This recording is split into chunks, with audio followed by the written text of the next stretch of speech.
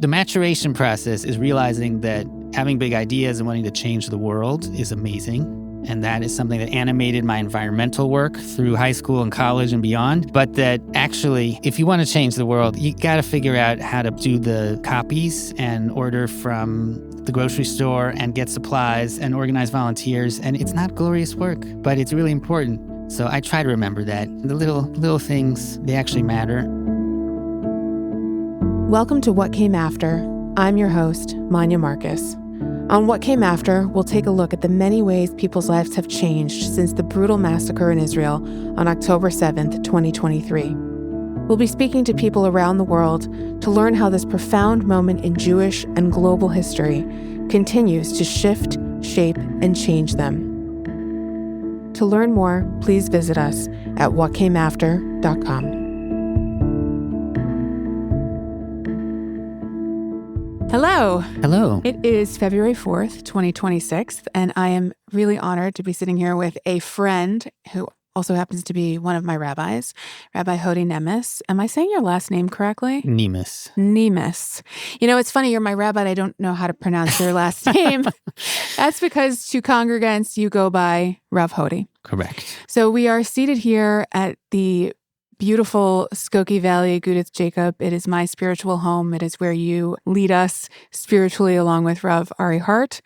And I want to start by asking you to tell us a little bit about the many hats that you wear and how you would introduce yourself, since there are so many possible answers to that question.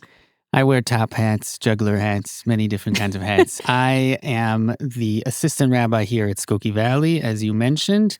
It's about half of my role, but the other half of my role is serving as executive director of Solu, which is actually an independent organization that was basically spun off by this synagogue. And Solu is a bridge building organization that serves the Orthodox Jewish community and builds bridges basically through chesed projects, meaning service. So this is who you are now. These are the hats that you wear now, but you come to this with a little bit of a different history. Your rabbinate has not always looked this way.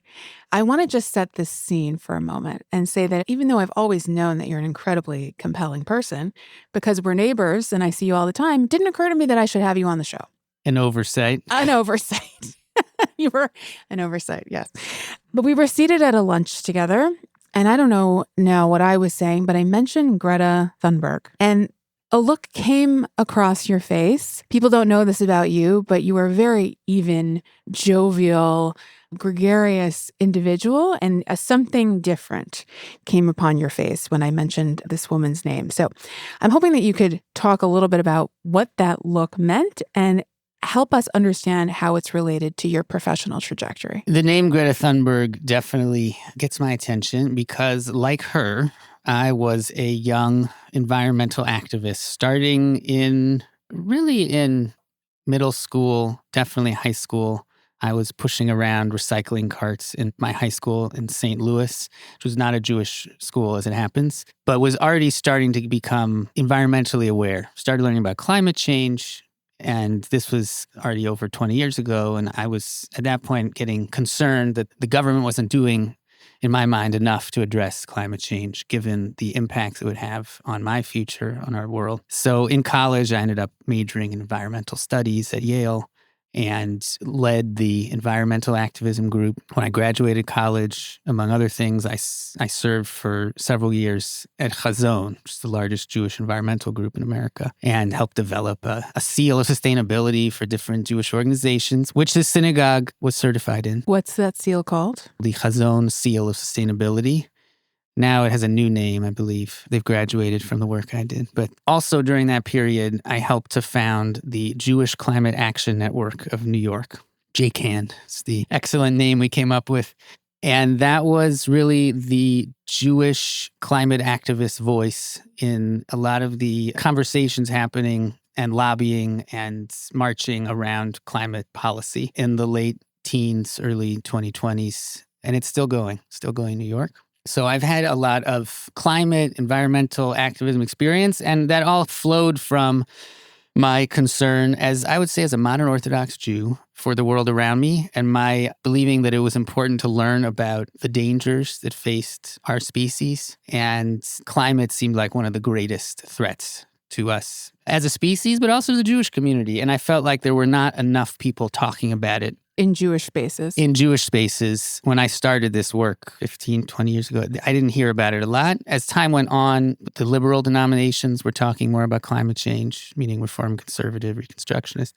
I didn't hear it much in the Orthodox world, I think for all kinds of reasons. And I actually was a reporter at the Forward for a bit and wrote the Forward's article about the biggest climate demonstration in history, which was in 2014. And as part of that reporting, I actually called up some of the Orthodox denominational institutions and said, everyone else has signed on to this. Why haven't you? And that was eye-opening because either they didn't know about it, or they said it's too political, or they said we like recycling. That was a quote. We like recycling. We don't like this march for climate action. So I decided I needed to do work on this issue, that it was important and that not enough people were working on it. So I got to be the Orthodox voice in some of these environmental spaces, and sometimes the Jewish voice in environmental spaces that were very much not Jewish and very progressive. That's a bit of a meandering answer. Can I pause you for a second?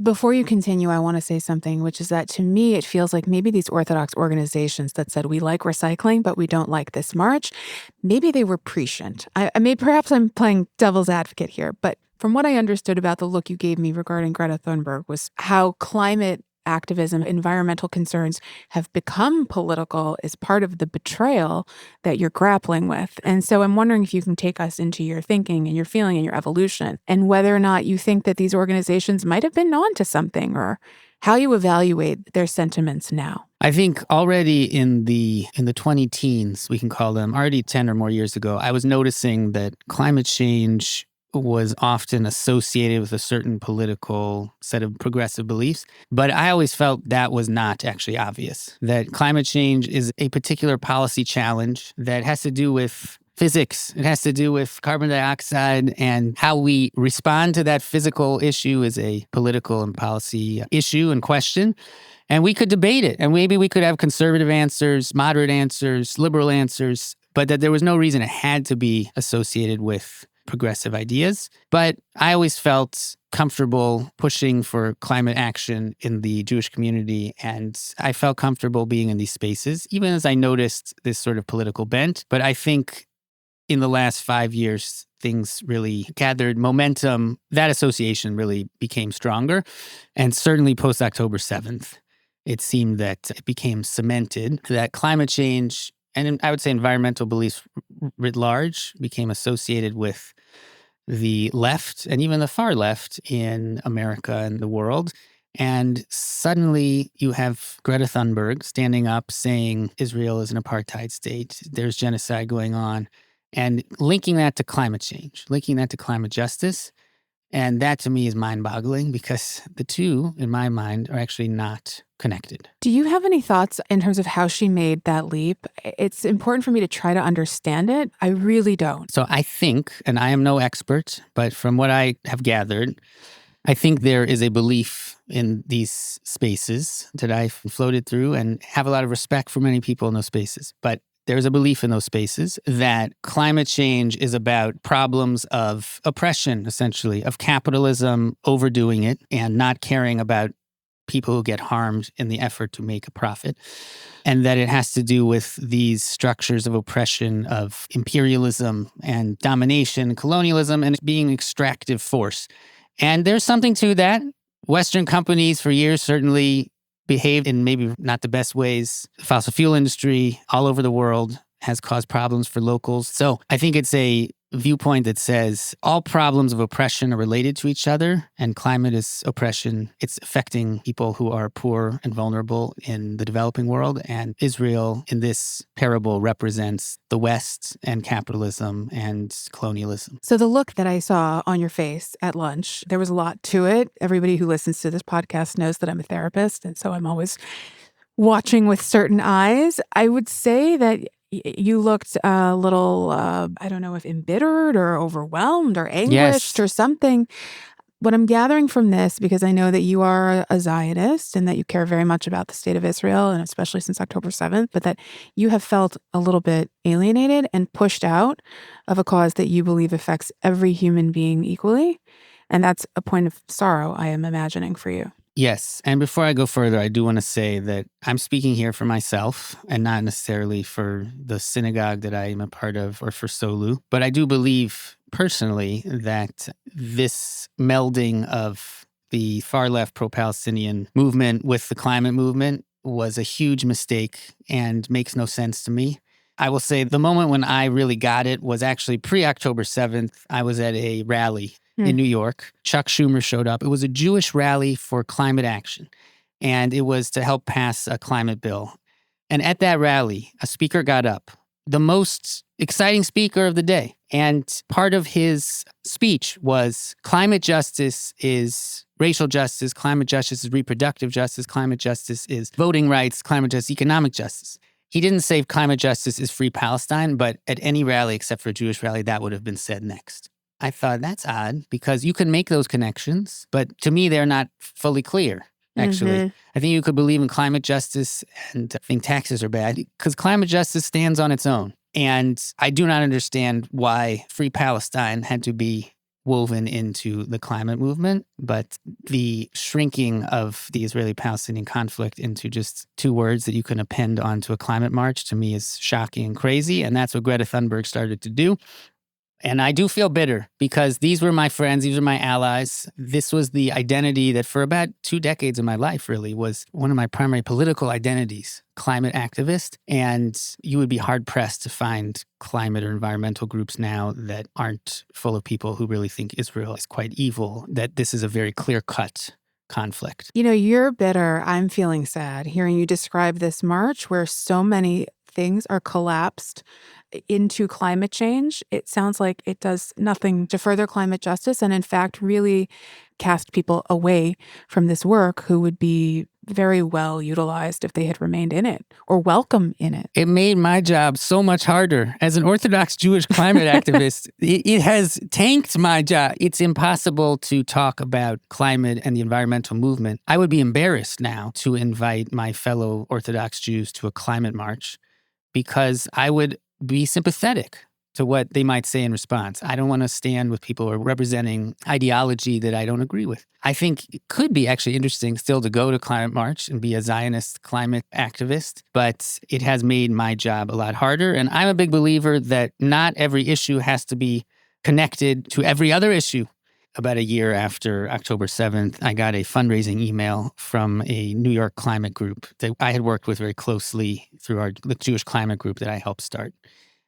It was a group I really liked. I thought they were doing great work lobbying for climate policy, and they were laser focused. That was what I loved about them, laser focused on climate, and they weren't doing other environmental things or even other sort of progressive policy platform, just climate. And I looked up a little bit before making a donation about what they'd been up to since October 7th. And I discovered they had put out a statement about the Israel-Gaza war. And it was very sympathetic to Hamas. A lot of the buzzwords of we're standing in solidarity with Palestinians, this is a very clear-cut conflict, and we stand against all war. And I looked through all of their statements, and guess what? They'd only commented on climate and then Gaza.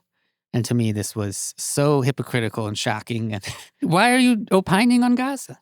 It doesn't have to do with your goal as an organization, which is to pass climate policy in New York State. And you've just undermined my ability to help you do that. So I wrote to them, thoughtful but strongly worded letter explaining that. And I was responded to by somebody who was actually Jewish and was very respectful, but said, don't you think that as Jews, we should speak out if there's a genocide? And that was very disappointing to me. They didn't get what I was saying. And they basically said, yes, we would condemn all war, all conflict, because we believe that war is bad. We simply haven't. We haven't. Would, but we have not. Correct. This makes me want to ask you a question as a rabbi. The idea that you can conflate an issue that threatens every single human life on planet Earth with a conflict between Jews and anyone, between Jews and others. I've heard people in Israel say, why are you so obsessed with us? My question is, do you have any theological answer about why Jews are so shape-shifting, such a point of fixation for the rest of the world, that we would be put in league with climate? I wish I had good answers to that age-old question. I would like to believe that we have always attracted negative attention from the world because we have radical countercultural beliefs in every age. Beliefs that every human being is created b'tselem Elokim, including us, but also including Palestinians and also including sub-Saharan Africans who are going to bear the brunt of climate disasters, and also including Northern Europeans.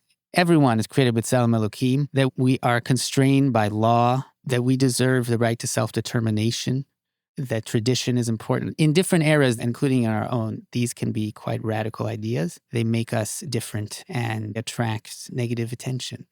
I think also there is a understandable focus in the climate movement on frontline communities that are bearing the brunt of pollution or a climate disaster. That community right by the refinery in Louisiana or in Nigeria. And there's a focus on people of color and minorities, which is, I think, a justified focus. But climate activists may know a bit about that. I don't think they understand nearly enough about the Israeli-Palestinian conflict. And I think they're eager to map that lens onto the Israeli-Palestinian conflict and see Israelis as somehow white and wealthier and the Palestinians as brown and being extracted from somehow. The statement of the climate group that I got frustrated with tried to make some connection between the Israeli war machine and climate, and we all know that war spends fossil fuels and hurts the climate. Trying to make the connection somehow work, I don't think it works. So now that we're talking a little bit about theology, and I'm drawing upon your rabbi hat, I would love for you to share with us what your journey was to becoming a rabbi, whether it was obvious when you were pushing shopping carts around your high school hallways that you would end up as a rabbi, or was this a surprising turn that your life took, and how did we get here? I didn't think I'd be a rabbi. I thought maybe I'd be a climate policymaker or a speechwriter. I loved writing, maybe a teacher, but the seed was planted. And it was planted by the rabbi of my synagogue growing up, Avraham Magenzi, who was a Holocaust survivor, a product of the yeshiva world, pre-war Eastern Europe, who studied with these great yeshiva world Haredi rabbis, and yet was one of the most open and loving people that I had ever encountered. And it was at his funeral that I had the first inkling I might become a rabbi. I was crying, and one of his students spoke about, he was a Sunday school student of Rabbi Magenzi. And he said, we invited him to give the 8th grade Sunday school gala address. He said during that address, he was giving a speech, and a homeless man wandered into the back of the room and started making a ruckus. And the parents at the gala tried to give him some bread, and they said, please leave. And he said, no, that's not enough. And so Rabbi Magenzi stopped his speech. He said, excuse me, what's going on in the back? I spoke a thick Polish accent. And the parents said, we're so sorry, Rabbi. He's just this man. We gave him some food. The man shouted, I'm hungry. And Rabbi Magenzi said, what do you mean you gave him a little food, some bread? Take him up here, put him at my table, seat him next to me on the dais. And that's what they did. And his student, 30 years later, telling the story, said, we all felt God in the room that day, and it deeply influenced his decision to become a rabbi. And just hearing the echo of that story, it influenced me to want to become a rabbi, to be a messenger of Torah and of love and engaged with the outside world in the way that he had been. And I would draw a line between that and my decision to start at Chovevei Torah as a rabbinical student and my role today in Solu and as an environmental activist. I was just going to ask you, first of all, it's a beautiful story. I was going to ask you if you feel that in your capacity as the director of Solu, you've had opportunities like that to invite people to the table in such a powerful way where you feel like you're transmitting our community's values, God, all the beautiful things that can be transmitted in a situation like that. I feel very grateful that I get to do this work. This role is very unique in the country, maybe in the world, to be an Orthodox rabbi doing chesed work to build bridges. And I really give a lot of credit to Rabbi Ari Hart and some lay people here in Skokie who created this opportunity. A few images or moments that come to mind where engaging with the other in need. One moment, we're at the Rohingya Community Center in Rogers Park in Chicago. Rohingya are an ethnic group. They are Muslim. They hail from Myanmar, or Burma as they refer to it. They have been persecuted by the Buddhist junta in Myanmar. It's an odd situation where the Buddhists have been attacking, killing, and persecuting this Muslim minority. It's a bit of a mess. And many, many refugees have ended up in the United States, and specifically in Chicago in the last decade and a half. And they come with very little, very vulnerable population with a history of religious persecution. And so we actually have a lot in common. And we were able to have several years ago a dinner at their center where we shared a little bit about our two stories. We've developed in the last few years, thanks to Rabbi Ari Hart and their leader, Nasir, we've developed a lovely relationship where we try to volunteer and help out and build a relationship with them. Last year, I'm standing there with some of our volunteers. We're wearing kippas and we're distributing coats in a very cold winter. There was a line out the door, 200 people. There was actually like pushing because people were so eager to get coats. Wow. And that was a moment of just feeling astounded and grateful. First of all, that I have a coat. And also that I get to do this work where we are Orthodox Jews going into a very much a Muslim space and a space of refugees, but to do good and to introduce ourselves to people who do not know Jews and make a positive impression.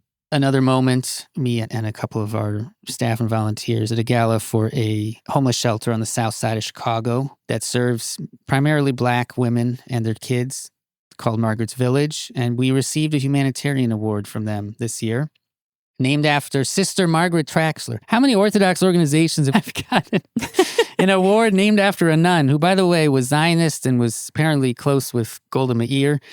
The award was nice. That's not why we do this work, but it recognized the fact that we had been building a relationship with them and spending time on the south side, about an hour from Skokie, where there are no Jews, really. Certainly nobody there had met Orthodox Jews before we showed up. And we show up. That's part of the goal of Solu, is to show up, to go to spaces that might be a little uncomfortable, where people haven't met Jews before, and to show up and do good work and talk and hopefully help. We provided over a year's worth of toilet paper to that shelter that a bat mitzvah student in our community collected when she heard that they had trouble meeting their toilet paper budget. Listen, it's an essential. It is an essential need. It is an essential. And it's a part of human dignity to have access to that kind of item. So I want to say something. First of all, what was the name of the rabbi? I want to just give him his due, the rabbi that you grew up with. Rabbi Abraham or Avraham. Mackenzie, Rabbi Mackenzie. Did you feel in these moments that you were living his legacy? Did he feel present to you? Yeah, he feels present to me. I think about him a lot and the image, the values that he lived and embodied.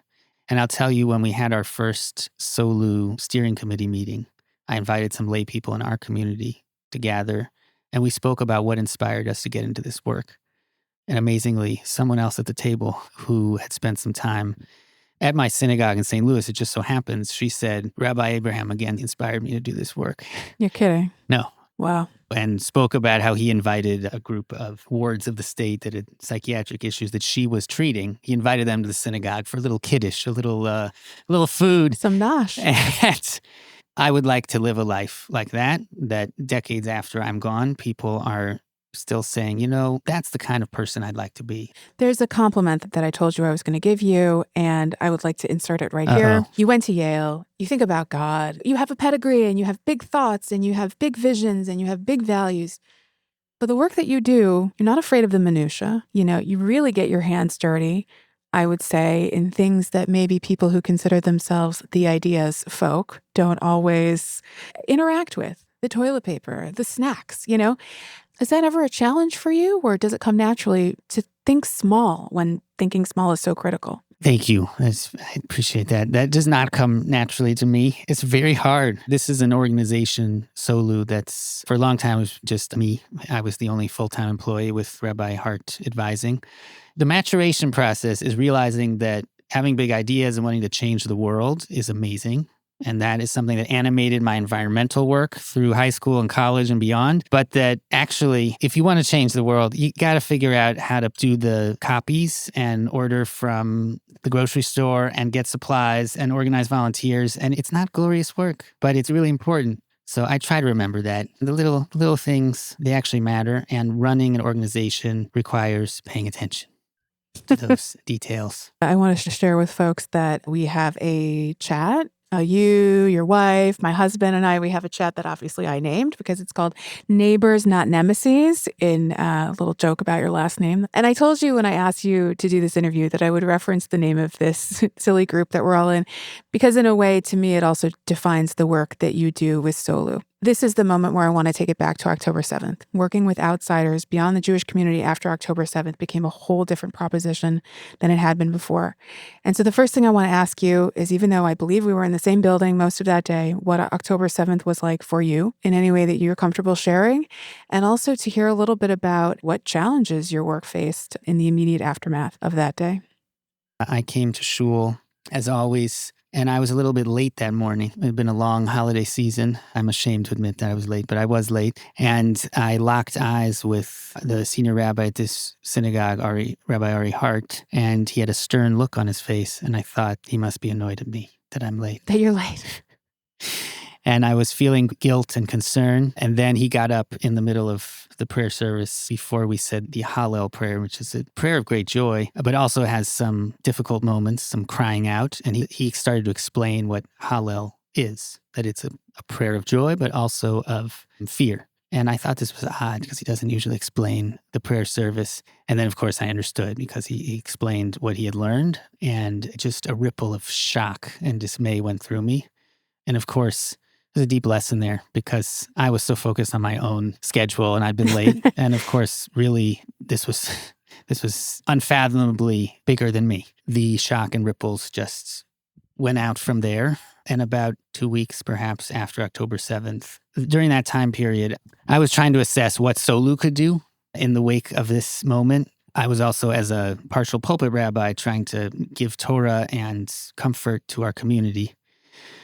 And then in the midst of that, and in the midst of standing up for Israel, even at that time, the next month, I would go to D.C. with a delegation from our synagogue. And then I heard on the radio that a young Muslim boy had been murdered in Chicago. And as it turned out, he was horribly attacked, he and his mother, by his landlord, who was angry about the war and who blamed this poor child for the sins of Hamas. But he was Muslim. I believe they were also Palestinian. They were also Palestinian. Specifically. They were also Palestinian. They lived in a neighborhood in Chicago in southern Cook County that is known as Little Palestine. The next day, Rabbi Hart called me and said, "We have an opportunity to go to this boy's funeral. Would you like to come?" And I was a little bit scared to say yes, but it seemed to me obvious that I should go. I should go because I wanted to comfort this poor family. And I knew, of course, that there would be feelings of anger towards the Jewish community, certainly towards Israel. And on our way there, I began to see crowds gathering, thousands of people, a lot of Palestinian flags. And I realized this was going to be a more intense experience than I expected. And I actually texted my wife and just said, basically, I love you. And I hope this goes okay. We, myself, Rabbi Hart, and 2 other rabbis showed up, and we were the only Jewish leaders there. We stood out in our Western suits and our kippahs, and we announced ourselves to the security, and they got a sort of a shocked look on their face and took us to the center of the press conference that was going on before this funeral. And I was already uncomfortable. Wasn't sure I wanted to be in a press conference. I didn't know what would be said. I certainly didn't agree with everything said. Mm-hmm.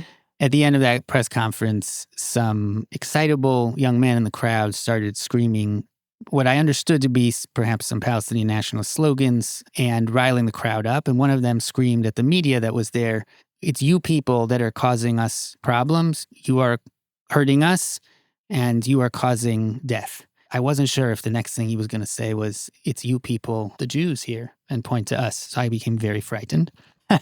The security guy we were standing next to said, "Get into the mosque now." He said, "Run inside."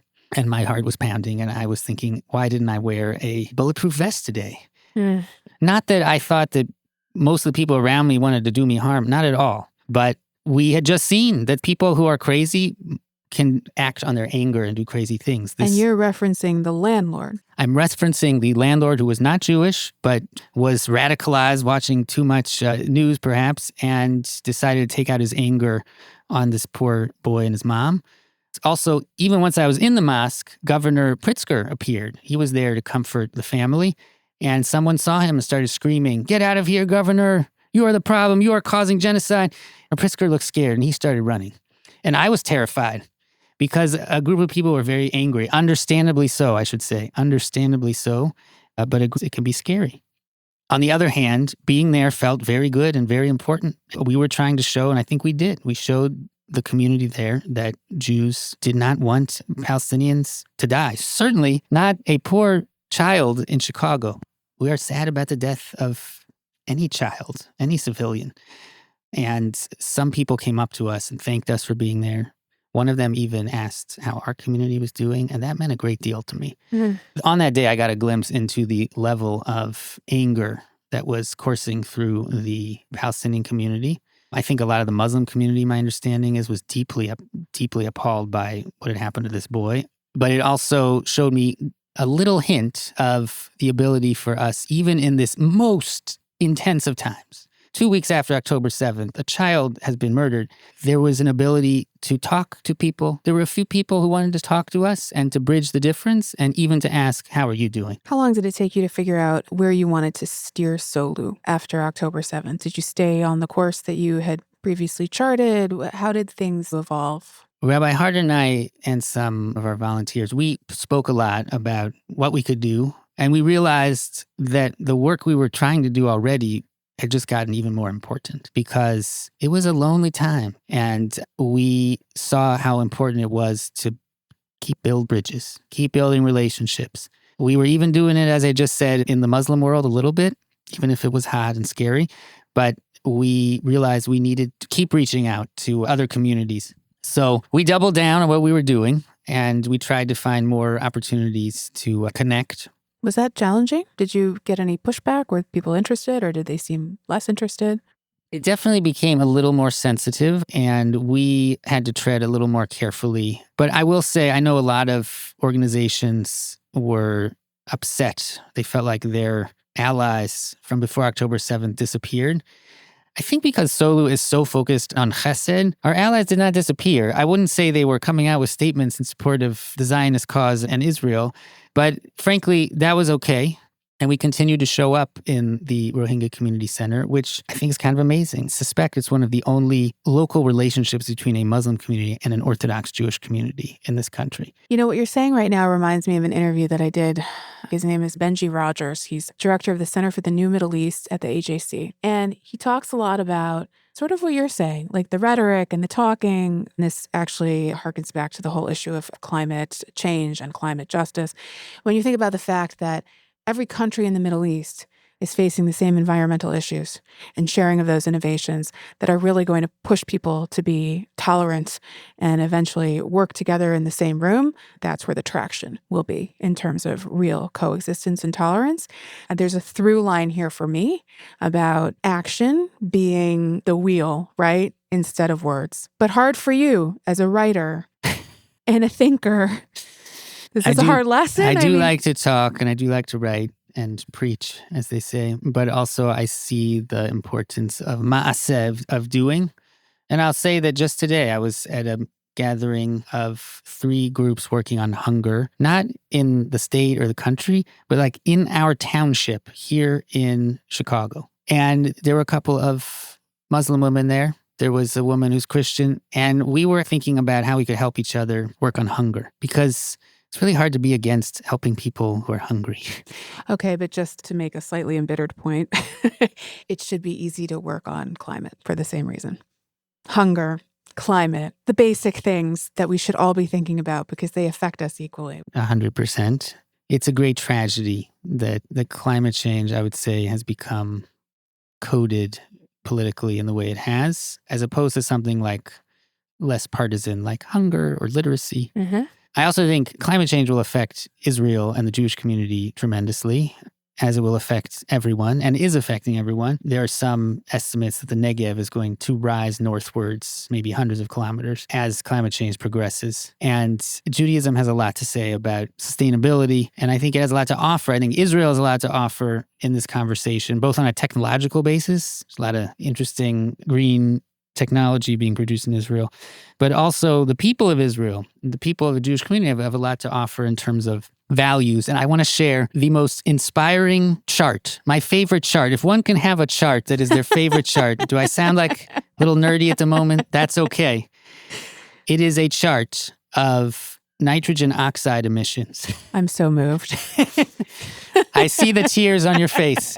It is a chart of fossil fuel emissions in Tel Aviv. It was taken about 13 years ago. It's a scientific study of emissions from fossil fuels, and it was done during the Hebrew month of Tishrei, which is around late September, October. And as you may know, on the 10th of Tishrei is a very holy day, Yom Kippur. And if you look at the chart, every day, very high emissions. Tel Aviv's a big city.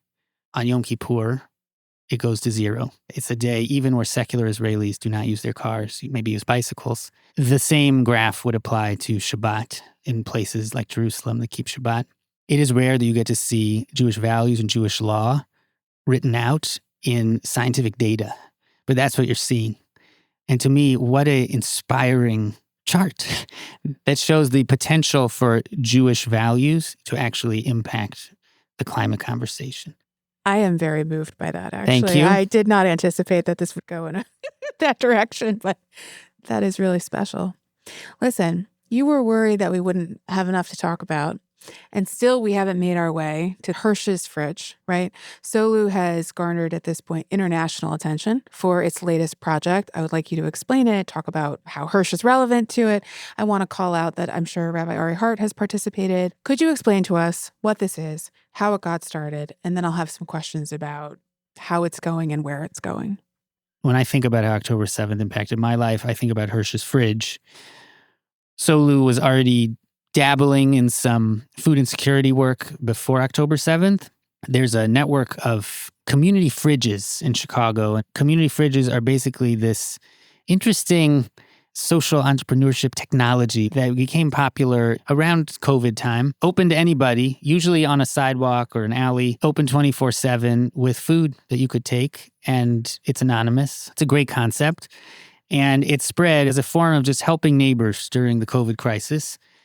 We helped stock some of those fridges at Solu. On Tisha B'Av, a Jewish holiday where we are fasting, we would go and take food there. I was going to say that. I don't know if people appreciate how hard it is to be handling food that you cannot eat.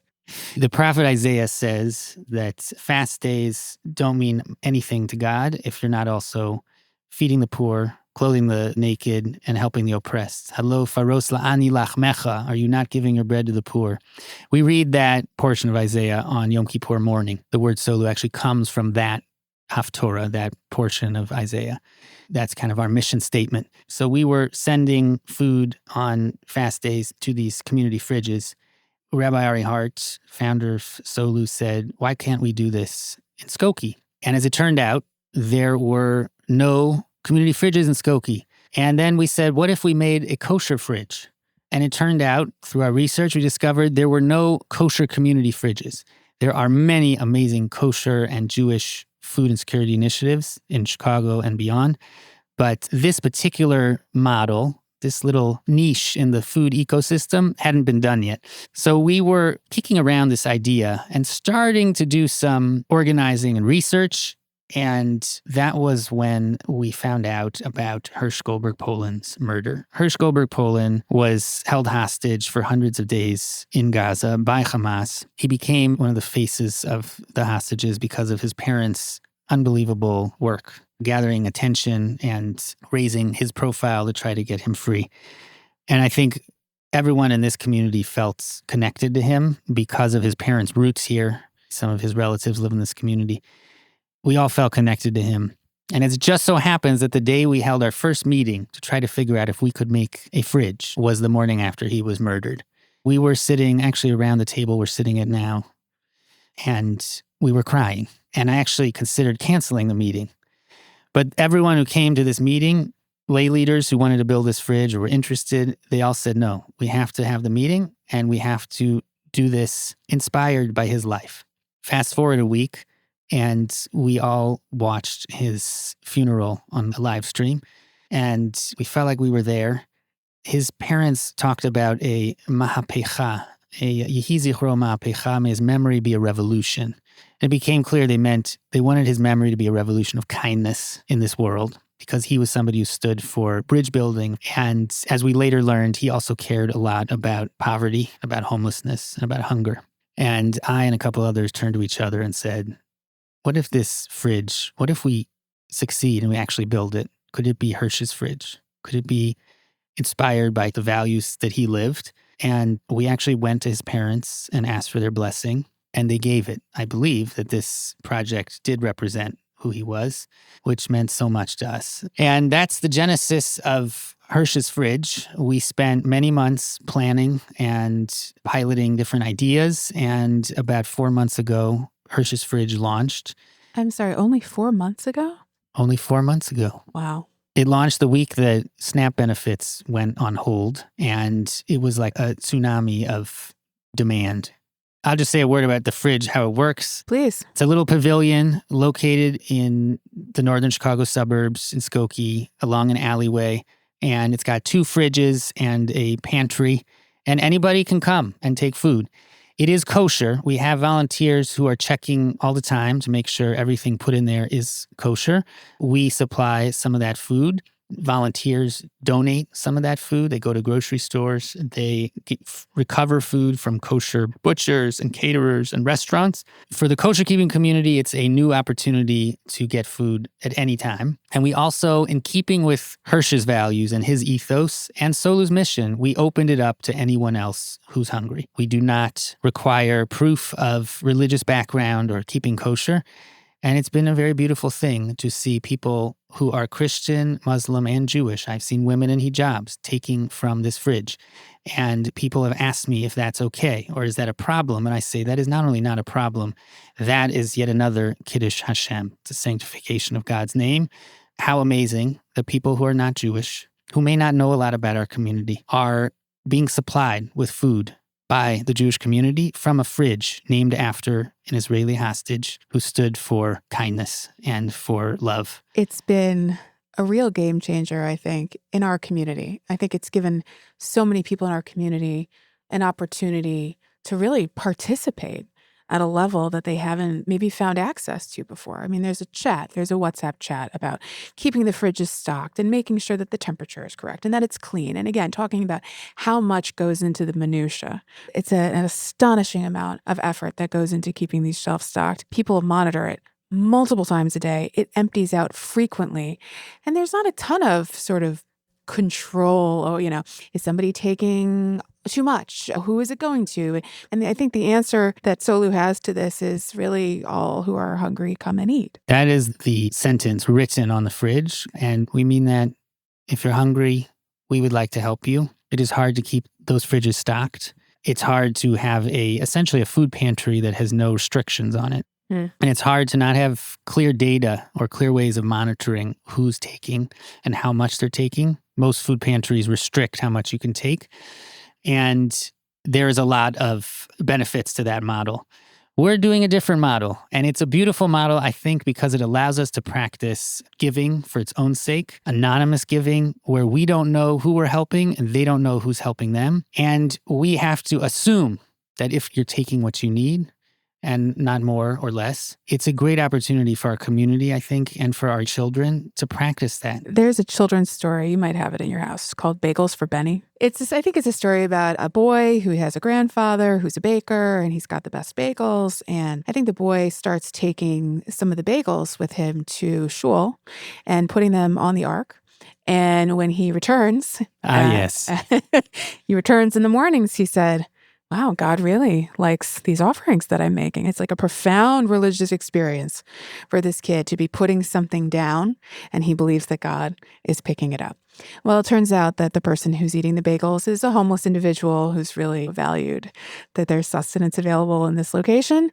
And that story has come to mind when I thought about the fact that people are putting things down. They don't know where they're going. I mean, they're not being picked up by God, right? The fact that we don't know who's getting them feels like part of the magic. I think there was some confusion. Was this a bug or a feature? And it seems that the community is starting to land on the notion that some of the mystery here is the feature of this project. Yes. I will say Yes. that when I see people taking from that fridge, including people who are homeless, many people who do have homes, but maybe have fallen on hard times. And I do think back to my teacher, my inspiration, Rabbi McGenzie, who invited that beggar to sit up next to him, who said it's not enough to give him some rolls or some bread. Give him a meal, put him at my table. So I'm not able to have everybody at my table per se, but we as a community here in Skokie are inviting people to open our fridge and to take for their table.